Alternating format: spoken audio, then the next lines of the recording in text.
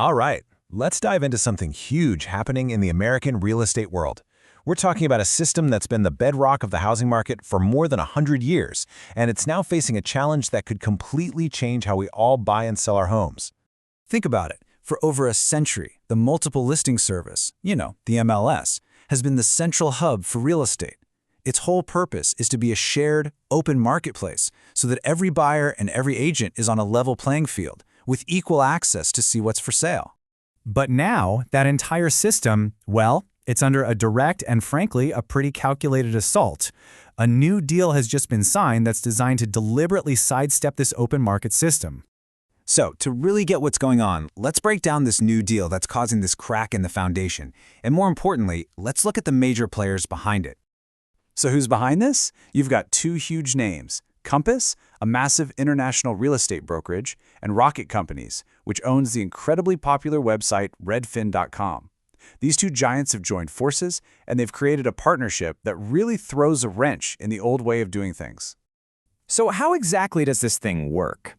Well, this deal creates what our source is calling a preferential pipeline. Basically, it's an exclusive, private channel for home listings that operates completely outside the normal system. The process is actually pretty simple, but it's incredibly powerful. First up, Compass agents get what are called coming soon listings. Then, those listings are immediately given premium top-tier placement on Redfin.com. And here's the real kicker. Any buyer who's interested has their inquiry sent only to the Compass agent. And this all goes down before that listing ever has to be shared on the universal MLS for every other agent to see. And look, don't think for a second this is some small experiment. We're talking huge numbers here.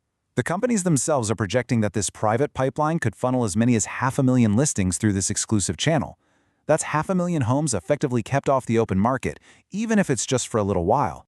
So, how are they getting away with this? It's all about finding a loophole around one very specific rule: the clear cooperation policy.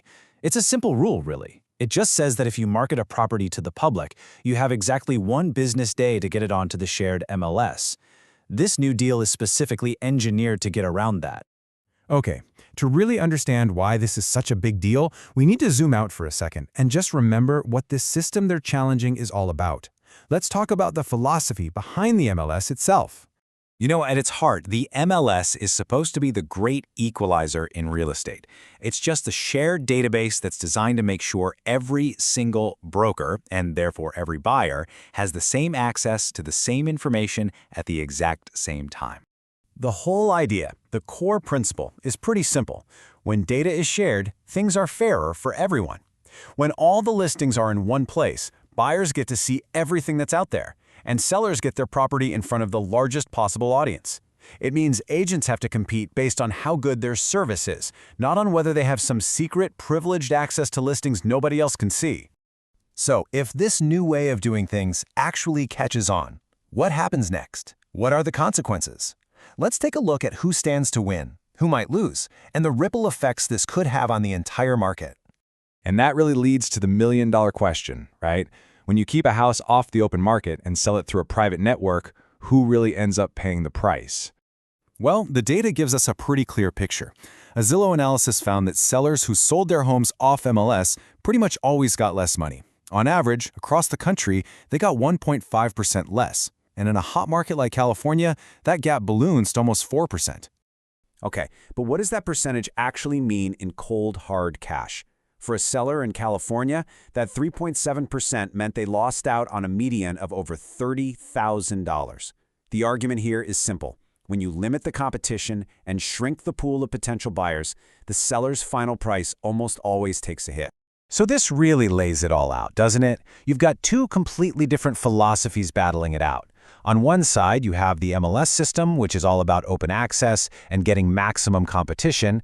And on the other, you have this new private pipeline, which is defined by privileged access and, you guessed it, restricted competition. And you have to think about the little guys in all this. For smaller brokerages and independent agents, this kind of shift isn't just a challenge. It could be an existential threat. If they can't count on that shared pool of listings anymore, how can they possibly compete against these corporate giants? And the concerns go even deeper. The source brings up a really tough point about civil rights. It reminds us that, historically, these private off-market networks have been used to keep marginalized groups out of certain neighborhoods. The fear is that these new private pipelines could, even unintentionally, end up creating a modern version of redlining through what it calls algorithmic gatekeeping. Okay, so here's a crucial piece of the puzzle you need to know. This Compass Redfin deal didn't just pop up out of nowhere. It's actually directly tied to a massive ongoing legal fight. This timeline really shows you how the dominoes fell. First, Compass sues the Northwest MLS, claiming antitrust violations. Then, they announce this huge partnership with Redfin. The big fear now is that if the court rules in their favor, it could set a legal precedent that validates these private pipelines all across the country. So what's Compass actually arguing in court? Well, they're basically saying that MLS rules, like that clear cooperation policy we talked about, are anti-competitive.